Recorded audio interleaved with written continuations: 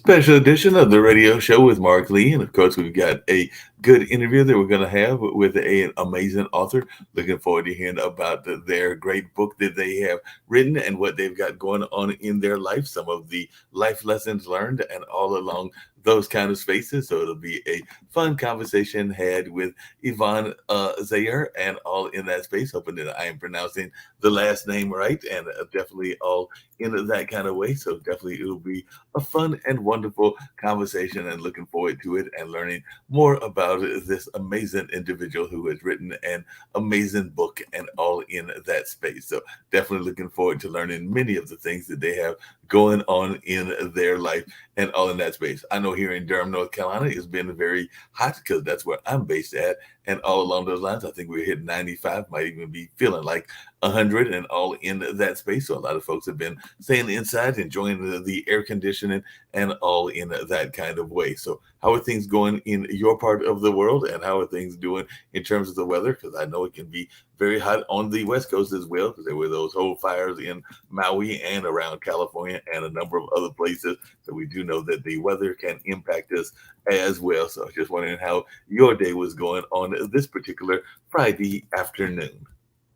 Well, it's warm. I haven't been outside yet, but I think it's probably in the high 80s, maybe even 90s. But Well, last week we had that hurricane watch. We never really had a hurricane, but it did rain.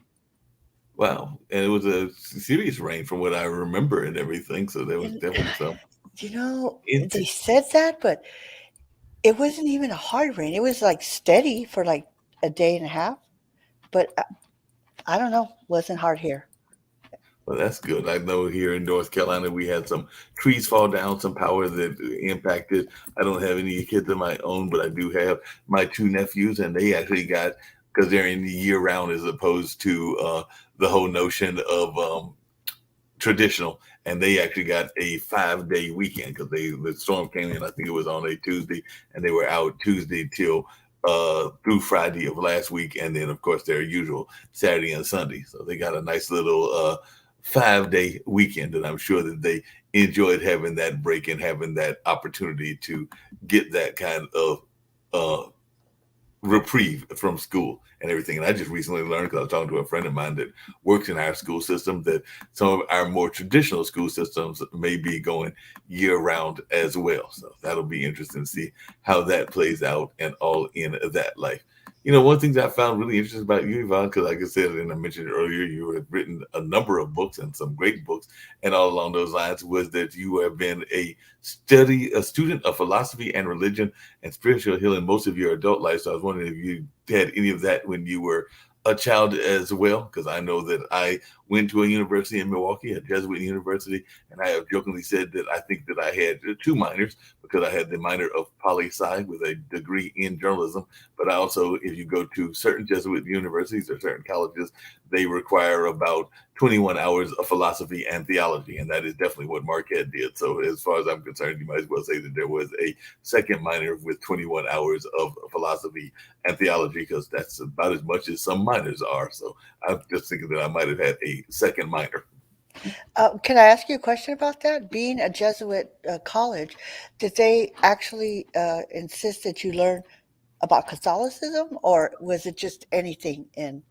It was a mixture because one of my professors was actually very much into liberation theology, which is this notion of using theology even in social change and all in that space. There was another one that was much more conservative in the sense of Catholicism and all of that, and he was definitely more of a traditional Jesuit in that sense. So they definitely had different kind of dichotomies in what they were doing, and then there were even some open courses that were more philosophically based, kind of like around Socrates and around some of the Greek and the Roman philosophers, and in that space. So they weren't all just strictly Catholic oriented or Catholicism oriented courses. But yeah, there were some professors that were definitely teaching us stuff that was more on the philosophical side, and even in some of the theology courses, other parts of theology were involved as well. And then I personally have some friends of mine, including and some relatives that are more on the Native American side of our heritage. So they definitely are very much into some of that tradition of religion as well. So they are very much into like the powwow culture and some of the things in that space. So I know that I personally have had a lot of background in different things. I even had a friend that was a Yoruba priestess, and I've had a couple of other, actually, I've had a couple of friends that are Yoruba priestesses, and then I've had some friends that have gone through some different other kind of religious and philosophical thoughts. I see. Were most of the professors Jesuits themselves? It was a mixture because it's a liberal arts college, so I would say that a vast majority of them probably weren't Jesuit, because I don't think that, I'm not sure if George Reedy, who was one of my history, one of my journalism professors, who was also the press secretary for LBJ. I'm not sure that he was Jesuit that I can recall, because I know, but then again, he was under LBJ, not Kennedy, and I know Kennedy was our one and only Roman Catholic president. Because, like I said, I grew up in North Carolina. Didn't really, my parents aren't overly religious. I would say that they definitely have some spiritual beliefs, and mom is definitely a member of the home church where grandma was, and all along those lines. But they weren't like overly active, and grandma and dad on dad's side was definitely not overly active in that religious sense and everything. So while growing up around the Baptist community, I chose to go to a Catholic university because of some civil rights ties. So a good friend of the family was involved in civil rights and told me about the journalism program there, and that I might want to consider it as a place to go back in the 80s. But a number of the professors, because they have some great programs in a number of fields. Journalism is one. They had a strong engineering program. I want to say there was a strong law and dental program. There were a couple of other very strong programs. And while there were a decent amount of the student body that was a Jesuit, I wouldn't say that it was the vast majority. And I also wouldn't say that it wasn't a lot of other things that were being taught and even being shared by various cultures, because it was definitely a multicultural campus. Interesting. Yeah, but it was like I said, that was 4.5 years ago, back in the early '80s, that I went there, and it was quite interesting. And all along those lines, when did you first get interested in the whole notion of just religion and spirituality and everything in your whole life over there in California, and with a Well, Latin background, it might have tied in yeah. well. Well, my parents were Catholic. My mother was a very devout Catholic. In fact, she was in a convent, and so she raised us very Catholic. And I thought that that's was it for me. But we had a tragedy in our family Mhm. with my brother when he was young, and it sent me in a tailspin of questioning everything. I literally went from, and we're talking about in the early 70s, Mhm. in a barrio, a Latino barrio, that everybody's Catholic. No, they're far and few between were Christians, like Baptists or Protestant, and people thought they were weird because everybody was Catholic. So nobody was open to anything else. And I literally went to every church. First, I started with the Catholic Church, but when you get your answer is, it's the will of God, and there's no other answer as to why bad things happen Mhm. all the time. I went to a Christian church. I went to the Mormon church. I went to Islam. I went to Buddhism. I went to everything, and I couldn't find the answer. And I'm the kind of person, even to now, people like say, "Why do you always ask why?" Because I have to know why. If I don't know the why, I can't process it. So I decided to read the Bible from front to cover, cover to cover. And I really focused for some reason on Jesus's words and two phrases. One where he said, "You can be as I am." And the second was, "Ask and you shall receive." So I did. I asked every day, "God, show me the way. I feel empty now. Show me the way." Mhm. Well, after about a month of that, I started seeing in my mind's eye every night the word reincarnation. And I thought, I didn't even understand what that meant. I was in my early 20s and I had never heard of it really. Make a really long story short, I wound up going to the library and doing some research. Well, I wanted to do research, but I couldn't find a book until, like a movie, I looked up and I saw a book that had reincarnation in block letters, exactly what I was seeing in my mind's eye. I took that book and I read it, and it changed my life completely and everything I thought. I mean, I cried when I read that book because it was as if I had known everything in that book, but forgotten it. Oh wow. So when I decided, oh, I understand now, I started trying to tell everybody. Everybody thought that I was going crazy. My father said, "Stasa clona, she's crazy now because of what happened to my brother, that I couldn't accept it." But that wasn't it. So I stayed quiet for 30 years, Uh, only studying myself. And I've studied so many things in so many ways, and I feel like I understand yeah. life and God and the universe. I mean, I feel that.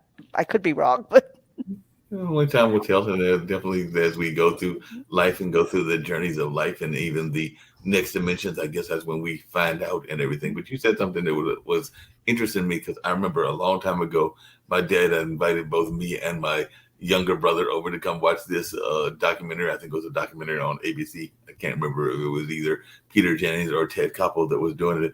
And they were looking at the world religions, and what they found is that while the extremes seem to be oftentimes the ones in control, the actual tenets of the world religions are more similar than they are different in everything. And oh, I said that's cool. absolutely.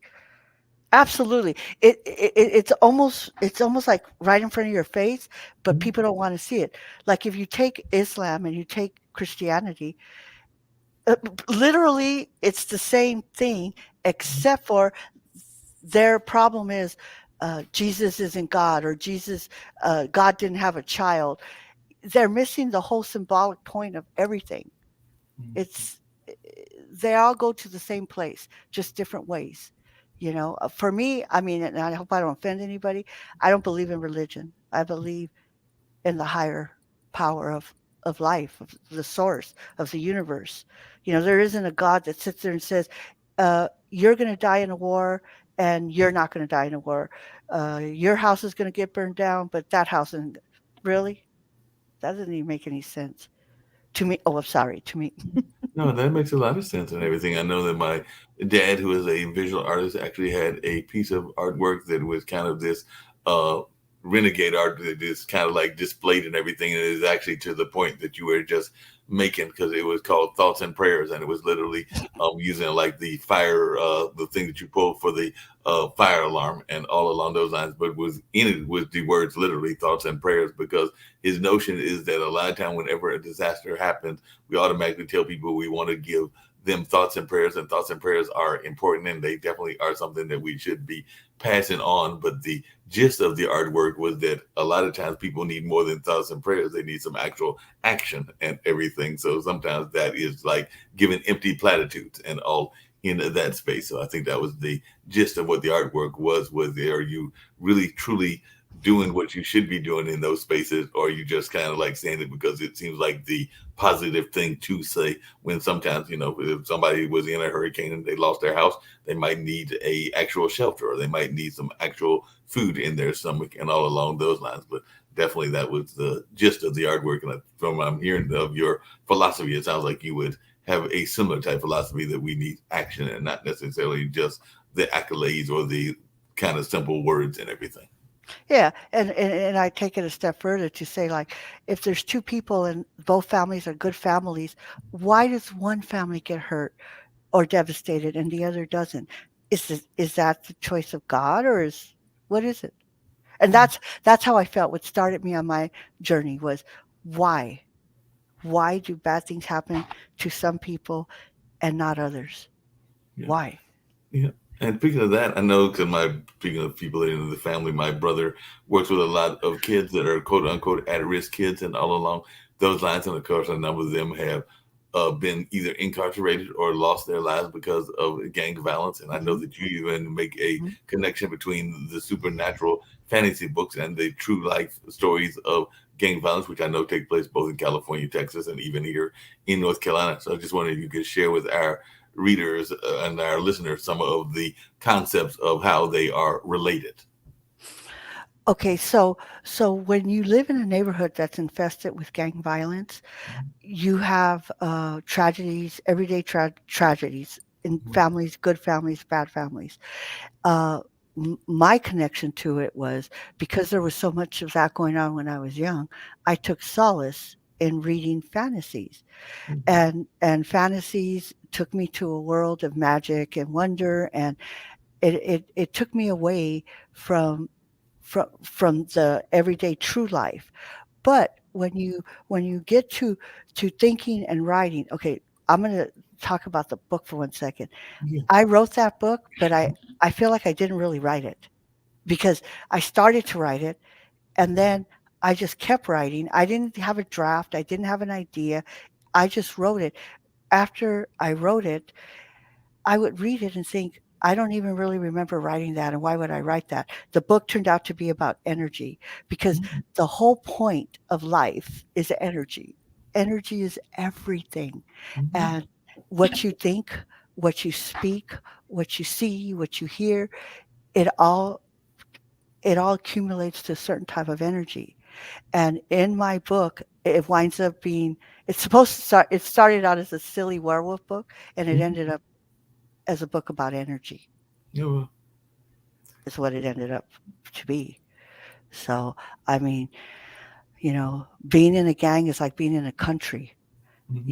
There's always a war. Why? For what?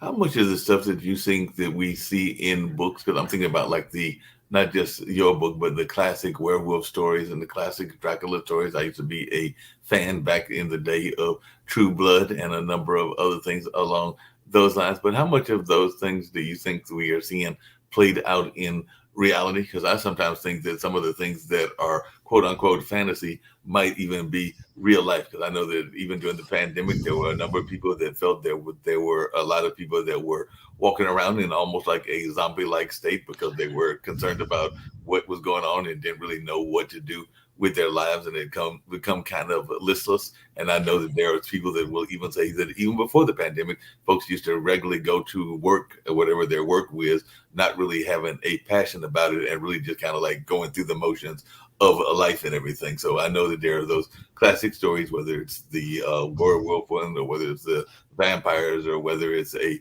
number of other ones that I could get to, even the Frankensteins around the world and everything that seem like they might have been having some basis in true reality as well. If we go back to the historical stories and all along those lines. But I just wanted your thoughts about that because there are also people that will give the counter argument that they are almost I hate to use this term, but I'm a blues fan, and people don't always like blues music either. I But they love will say blues. that it is kind of an evil reflection of what is going on in society, and that there is damaging our psyche when we go into these kind of monster-like stories. But I think that there are a lot of walking around monsters, including some that might be in charge of our political landscape and some other landscapes as well. But I'm just wondering your take on the narration and whether we have a lot of people that are living what is considered fantasy in reality.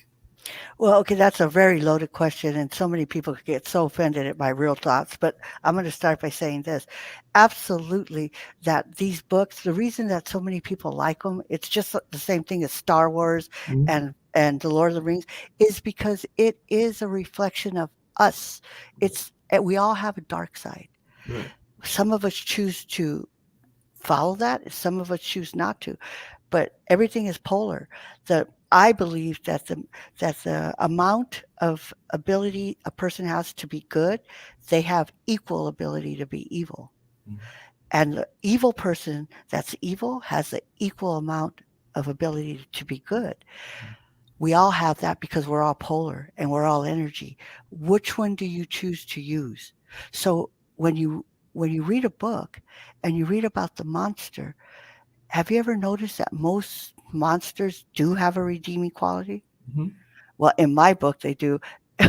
I mean, but in Not, life in general, in not life only, in general, yeah, life in general, not only they have a redeeming quality, but usually they, if you look at the superheroes, they usually became monsters because something had gone against them. Some sort of accident right? had caused a tragedy, or something had happened that was a disaster in their life. The loss of a parent, the loss of whatever. Because I'm Mhm. thinking about like the Batman Batman. Mhm. and the Superman villains. A lot of them had gone into some tragic incidences that caused them, when some in some cases, to become the superhero like a Batman or Spider-Man, but also the villains like the Joker or the Riddler or a number of other ones. There was something that happened in their life, whether it was a fire or a loss of a loved one or something else, that caused them to go down that quote unquote wrong path. Right. It's just like one of my other things that I like to do is write short stories on incidents. They're not necessarily completely based on truth, but they're a lot based on truth because people have, in general, uh, I don't mean to be like racist or something, but people who aren't in that environment of gangs, like people who've never lived there or never understood it, they tend to think that these people are just thugs. They're horrible people. They want to do bad things. But that's not true because you know what? They're normal people that have a father that and a mother that love them. They have sisters that love them. They have wives and girlfriends and children that love them. They're not what people paint them to be. But if you don't give these people a name and an identity and a story, then that's what people think. Yeah, no, I So so my passion is writing these stories and giving these people an identity because it's easy to say that person is a horrible person because they killed somebody on a drive-by shooting, but it's nothing's ever as simple as it seems.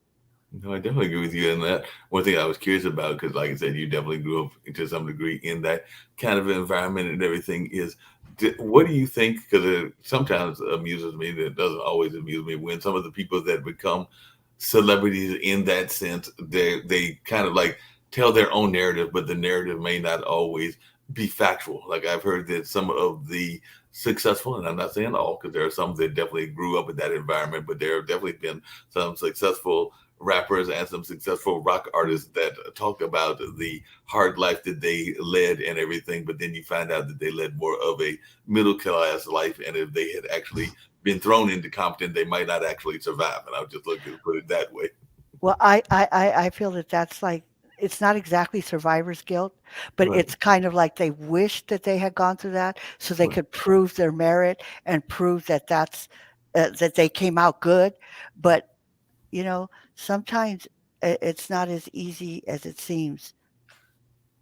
Yeah, I definitely agree with you on that. But and another thing that I know we talk about on this network and other things else is that a lot of the people that are in those kind of environments, meaning the gangs and the barrios and a number of other things, that they are actually have a lot of skill sets that could be even used for other kind of businesses. I know Oh, that there have been a absolutely. number of them that have become successful entrepreneurs, because at the end of the day, if you are a, I just hate to use this word, but I'm going to say it, if you're a drug runner, or even if you're running the ladies, there is an aspect of business that is there. And I know that a lot of the folks that are working with some of these kids are trying to get them to change their direction and maybe put it in a different direction. So maybe like run a truck company instead of running the drugs, whatever the drugs may be and everything. But like you said, it's sometimes easier said than done, depending on what the kind of society is and what the culture is of that society. But I've heard a number of people that are like, hey, they have some strong skills. Why don't they use those skills for something else? And what is your answer to folks that make that argument? Well, from the neighborhood that Mhm. I came from. I was actually in the middle of two rival neighborhoods, so I knew Mhm. both sides. There's about, I would say, 3 to 4 famous people that came out of those neighborhoods. Right. One of them is a person that, uh, he became the tattoo artist to the stars. His Mhm. name's Freddie Negretti. He grew up in my neighborhood. Another guy, Luis, Hernandez, who wrote, I might get his last name wrong. He wrote "Always Running." That's Mhm. from the neighborhood that I grew up in. There's a lot of people who are strong at heart, and they are able to pull themselves out of it. There are a lot of people, myself included. Although I wouldn't say that I was ever a gang member, I never was, but I lived there. My brother was, everybody around me was. But I don't know, for me, it always just seemed sad. It just seems sad. It's, I think that yes, people can get out of it if they have help, and I think that that's part of why I do what I do is I want my biggest thing is meditation. Okay, we're going to get into that right now. Yeah. I believe that if we can teach the youth of today to meditate, Hmm. that would change their lives completely. I believe that with all my heart. I I can definitely believe. see.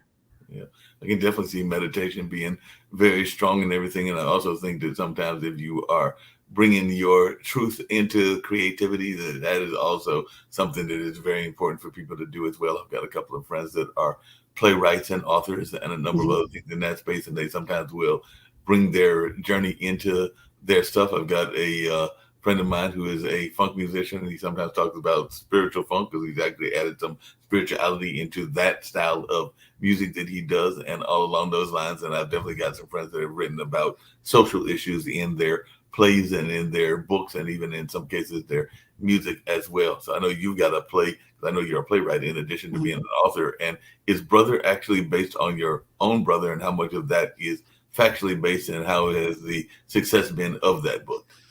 Well, that was in a book. It was a short play that I wrote, That's what I and said. yes, it was based exactly on my brother. And I go through a series of things that happened. Again, I'm trying to give identity and life to people. If you saw my brother, you would be afraid of him if you walked down the street and saw him. Right. But my brother was a sweet, kind hearted soul. His life didn't allow for him to grow that way. He died young, not very young, but young enough. And it just talks about all the things that made him the person that he was, and do the things that he did. And at the end of the play, what I say to him after we go through all those things that he went through, I said, brother, and I intentionally never said names. He addressed me as sister, and I addressed him as brother, because I wanted anybody who saw it to be able to relate that could be their conversation with their brother. And I said to him, and this is supposed to be that he's dead already. And I'm going by thinking about him. And then he appears to me and we have this conversation. And I said, brother, would you do it all different if you could? And he answers me, no, sister, I would not. I should have said that last. What he says to me, if I didn't live the life I lived, my kids wouldn't be who they were. If I didn't live the life I lived, you wouldn't be who you are. So everything happens for a reason. And that was my role to play in my spiritual development and everybody else's spiritual development around me. So, no, I would not do it differently. Oh, and because there were things that my father did, he says, and no, I don't hate my father. And that was like a conversation that maybe I wished we would have had, but it was very poignant. And many people came up to me crying and told me, I felt like that was me having a conversation with my brother, because many people had those same things happen in their life because it's cultural. Mm-hmm. Yeah, we definitely coaching and everything. I know one of the other things that you talk about, at least that I learned from podcast guests and everything else, is that there is a conversation not just around the things that we can deal with in terms of our socioeconomic basis, but also in terms of our health and everything. So I was wondering how much has that played a role in your life as well? Because I do know that you have and I'm not sure what the disability is, but I know I've got relatives that have had everything from MS to having friends and relatives that have suffered from Alzheimer's and other kind of diseases. And I know that the current term is differently able, because then the truth of the matter is we all have a disability of one form or another. I know that I have dysgraphia, which is like a form of dyslexia. I mean, if you are with me in a car and you want to tell me to go right or left, it might take me a little bit longer than the average person to figure out which direction we are going in, because that's one of the aspects of it. There are other aspects of it as well and everything, including some motor skill kind of stuff that goes on with it as well. But I was just wondering, how much has the meditation helped with your whatever your own disability is? Because I do know that that is something that they brought up in your bio and everything. Right. So my disability is when I was 12, I was diagnosed with a very, very, very severe scoliosis. Mhm. When I was 20, they said that I had to have a Harrington rod put in my back or I wouldn't be able to walk by the time I was 50. Well, those are all long stories. I didn't do it. So here I am in my 50s and I'm having problems walking and breathing and I'm in pain constantly. I allowed myself to gain so much weight from inability to move, and I had a real thriving business. I lost it because I couldn't walk. And at that point, even though I knew I should be meditating, like I told you, I learned about that when I was in my 20s and the 70s. Mhm. I really felt I wasn't a meditator because I couldn't clear my mind. At that point, that I was the worst that I could ever be, I just started meditating. Meditating changed my life because after I started meditating every single day, synchronicity started to occur. I started to heal myself with essential oils and constant meditation. And I went from taking 5 types of pain medications to one type because because I'm still in pain and I haven't been able to heal myself completely, but I've healed my mind. So when the universe said you can't walk anymore, I said to myself, "Well, I'm not done. What can I do? I can write because I can think." So I went from working a job. I had a business that was very, very financially good, Mhm. and I stopped all that. And I went through a period of feeling sorry for myself till I picked myself up. And all this is through meditation. And I started to write. And in that time of writing, which has only been like 3 years, I've produced 2 plays and 2 manuscripts. I'm working on my third. Wow. So you So definitely go ahead. meditation. Yep. No, it sounds like some strong meditation and all along those lines. It definitely has got you on a certain path and all along those lines. One of the things I know we talk about oftentimes on this show as well as other shows is that self doubt. And it sounds like you have not allowed self doubt to creep into your mind and everything. I know some people call it the imposter syndrome. And sometimes we have folks that are in our family and friend circles that are very supportive. And sometimes we have folks that are sabotaging the things that we are doing and all along those lines. So I was wondering how much That's of an that excellent. have you faced in yourself where you have sabotaged yourself, and how much have you had to deal with folks that have not been as supportive as you would like them to be, whether that is family members or friends and all in that space? That's a very excellent question. I don't think nobody's asked me that, but that's an excellent question because, yes, I do. At the very beginning, when I started writing, I said to myself, I'm not a writer, but you know what? I journal. I'm just going to write. And then I said to myself, I decided to write. I want everybody to meditate. That was my first Mhm. manuscript. I wanted, especially people of color or of a different Latinos, Mhm. blacks, people who don't usually do that, people who can't afford to go to a guru or can't afford to pay $1,500 to learn how to meditate with chupa, you know, you, Right. you so I said, I'm going to write a meditation book geared towards people who don't read a lot and everything. I started writing that, but then I would read it and it sounded awful. And I thought, well, I don't know how to write. Well, like I said, the meditation brings synchronicities. I found one day in my email an invitation to join a class from a person, which she's very well known in certain areas. Her name is Laurel Erica, Mhm. and she does word magic. I took a class with her and I read her my manuscript, and she was floored. She said, Yvonne, what makes you think that you're not a writer? Okay, so everybody else, your question, like my family, my friends, and they would be like, oh, she's writing now, not taking it seriously. My kids didn't even read my book. My husband hasn't read my book. The- It's everybody else. I have now a network of people and everybody else that love my work. But it's funny. Well, I take it back. When I did my play, everybody in my family went to play my brother. Every single one of them, including the men, cried. Mhm.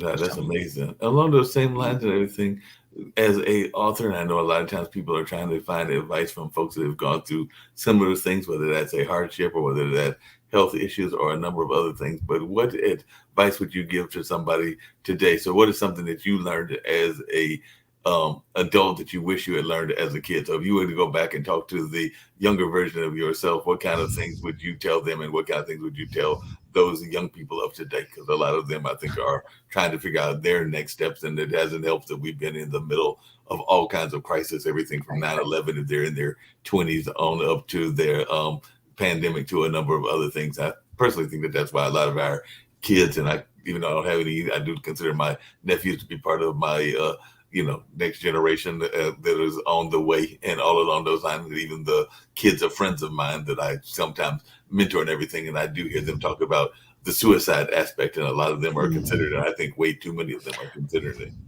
Okay. So, first of all, the most important thing that I would tell anybody in crisis, and I wish they could implement this at school, is people need to meditate because in the silence, you touch God. I swear this is true. And you have to be committed. It has to be an everyday thing to meditate. I think that the youth today are lost. I really do. I have a lot of nieces, beautiful girls and nephews, and they seem lost to me, and that's because they don't have they have so much bombardment of information, their mind doesn't know where to go, and where to go is inside yourself, in your own center.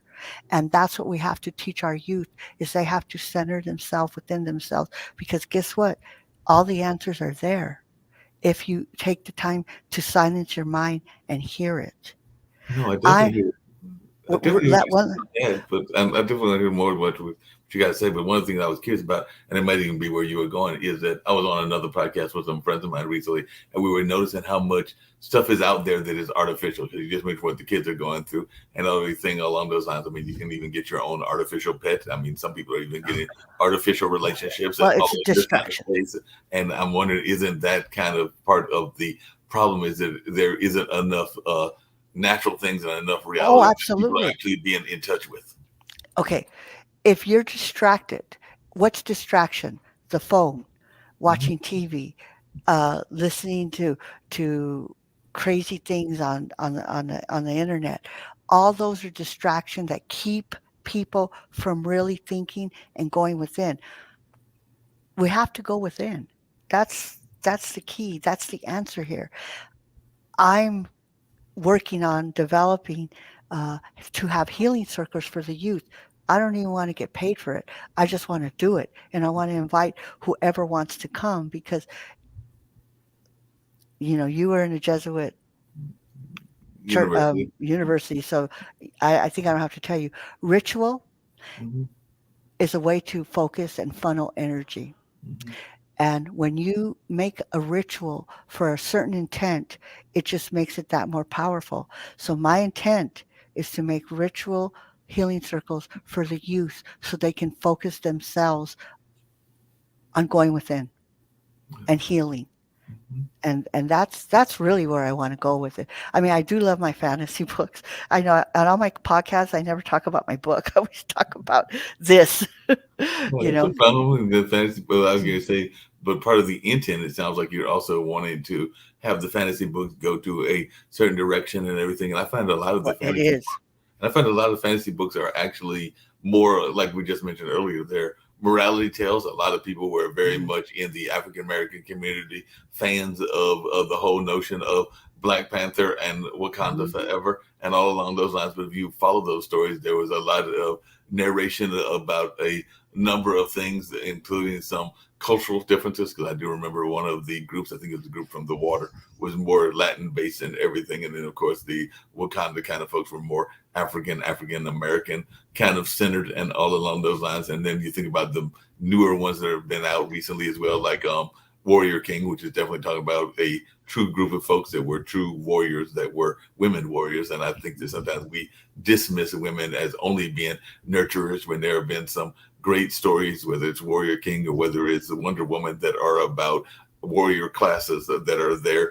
And there have been a number of them around the world that have been warrior oriented and all in that space. So I think we sometimes dismiss women as warriors. Not saying that women are nurturers. I think men can be nurturers as well. But there have been some true, I'll just put it bluntly and everything. There have been some true badass women out Oh there yeah. that can handle their own, including even in that gang culture that you were talking about Hmm. as well. So there have definitely been some kick ass folks in that space as well. But I just wondering your thoughts about those kind of thoughts as to whether we are too busy trying to pigeonhole people into certain categories. Like women are only going to be nurturers, men are only going to be the ones that are warriors, and all in that space. And I think that there have been some things out there that have shattered those kind of myths, and I think that they should be shattered to some degree. Well, yeah. So in the book, I almost feel guilty because there's not enough time to tell you why I wrote what I wrote, but uh, the reason it's called Anubis Chronicles is because it's about a council created by the gods, the ancient gods, headed by the Anubis, the god of death, the god of the underworld for Egypt. So it starts out that this council is starting in Egypt, but it has people from every culture. There's a Mexican goddess in there. There's a African uh, warlock that is very powerful, and there's all these people in this council, and I feel like why did I started in Egypt? I could have started it in the temples in Mexico, but don't ask me why. I did it in Egypt, but there's going to be women warriors, and there's Latino warriors, there's African warriors, there's Japanese warriors, and there's white, like from Ireland, and all these kind of supernatural creatures. And it's an epic story, and I do believe that we need these stories to reflect on what we are and what we've done. I'll give a little hint on there's these evil elves that position themselves to be monarchies in our world. Oh wow, that's an interesting hint and everything. Well, it's We might kind be of like I said to myself, I hope nobody does a hit on me because I wrote that. And like, that's why, the monarchy, they stay within themselves. Oh, it's just a mess.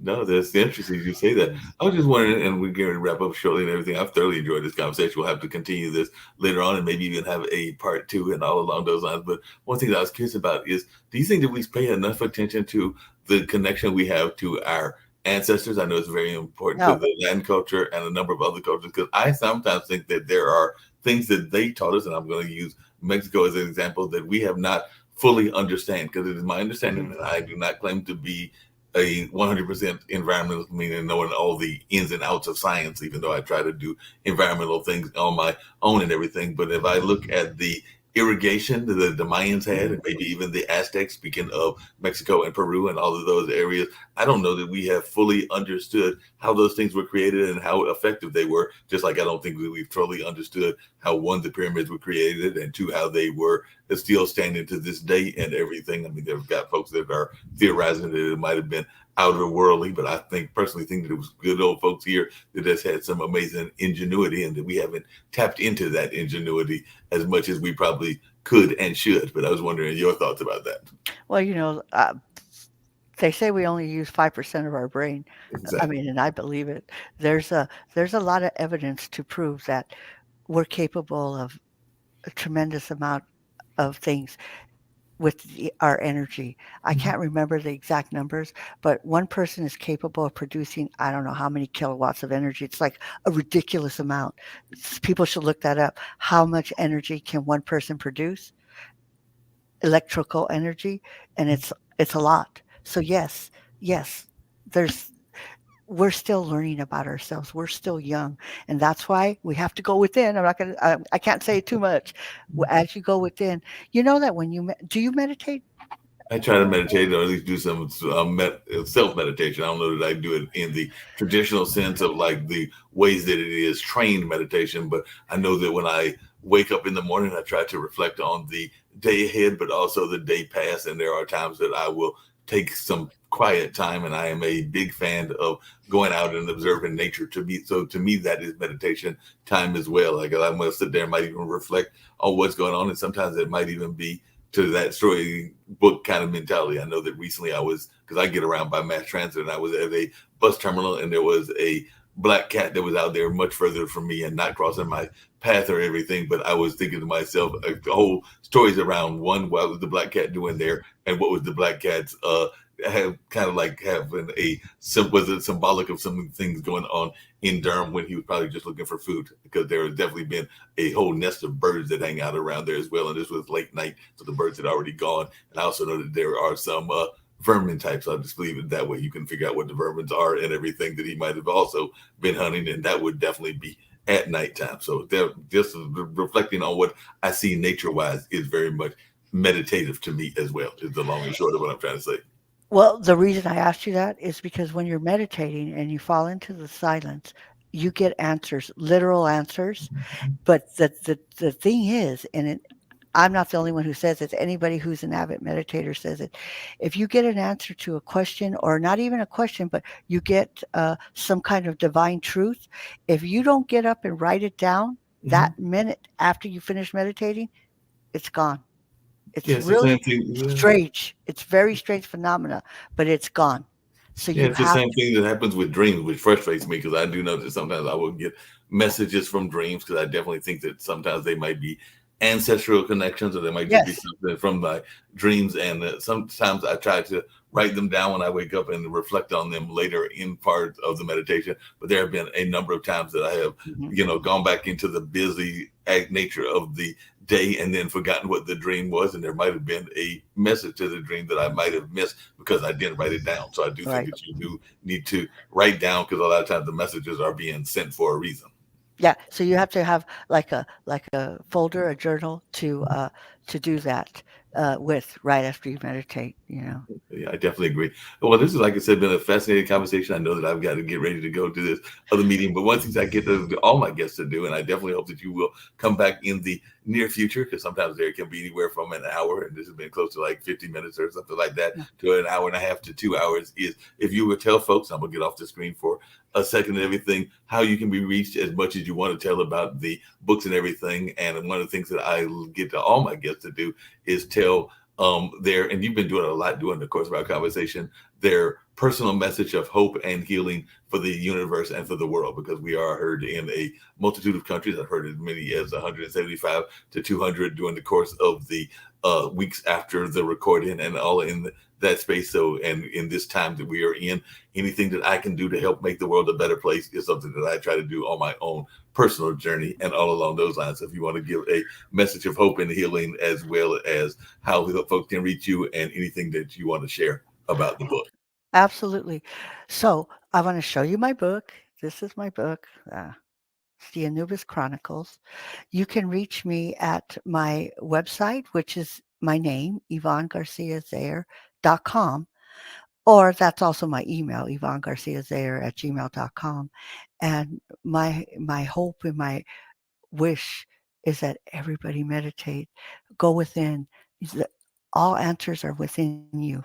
And I know that you just have to be dedicated and meditate, and you will find the answers that you're searching for. You don't have to go to other people or other places. The answers are within you. And I hope you enjoy my book. And um, I look forward to talking to you again. Thank you. Look forward to having you back on again in the near future and everything. I definitely think folks have gathered a lot from you and your knowledge, your life story, and a number of other things. So I look forward to having you back on in the near future to share even more of this story and the amazing things that you are doing as a writer, whether that is in the field of plays or whether that is in the field of books or a number of other things. What advice would you give folks really quickly if they are thinking that they want to write a book or they want to write a play? Because I know everybody thinks that they have the best book or play in their mind, but some folks are afraid to go after the prize, for lack of a better term. I say just write, write, write, write, write. That's what you do is you write. And then when you're finished writing, then you can start thinking about, do I want to really make this a book? And there's tons of ways to do it. You just have to be dedicated, like anything else in life. You have to be determined and dedicated and unwavering. Yeah, that makes a lot of sense. As we're heading out the door, what is the one advice that you would give to an older person? I asked you about the younger person, but for those people that are like, say, in their 50s or 60s, what is something that you wish that you knew at that particular time in life that you are in and now, if you had been able to get advice from an older person that has passed on? Because we definitely have our connections to our ancestors. So now that you are in your 50s, because you mentioned that, what is something that you wish your dad or your mom had passed on to you about getting to this point of life that you wish you had that lesson, or maybe they already gave you that lesson? Well, I mean, I think the most precious lesson in the world is to live every moment at a time Mhm. because the past is gone, the future might never come, but we have this moment. And if people could learn to embrace this moment, their life would be more richer, aside from meditating. Everybody needs to meditate. That's my big message. Definitely sounds great. Well, we're going to go out with that same little robotic thing that got us on at the beginning and all in that space. But definitely, this has been a fun conversation, and I look forward to having you back on in the near future. And definitely, I look forward to having more of these type of conversations, because I do agree we need to meditate, and there's so much lessons that we can learn from each other. And you have been an amazing guest, and I hope to have you come back on in the near future. Thank you. It was a rough start there, but we got it. Yep, definitely. Thank you so much. Thank you. No, no problem. And definitely, hopefully, folks will be reaching out to you and getting copies of that book and all along those lines. So hopefully, you'll be getting some significant sales as well. Well, you know what? I want to tell the readers that, I mean, the listeners, if you send me a message and you bought my book, I will send you a papyrus bookmarker that I got in Egypt. I got a whole bunch of them to sell to give away with my book. That sounds amazing. So hopefully, you'll get a lot of folks telling you that they've got that and then can add to the papyrus bookmark collection that they can have in their book as well. So it looks like that would be an amazing gift, and hopefully, a lot of folks will be taking advantage of that. All right. Thank you, Mark. I really appreciate you. No problem. You have a great day. You too.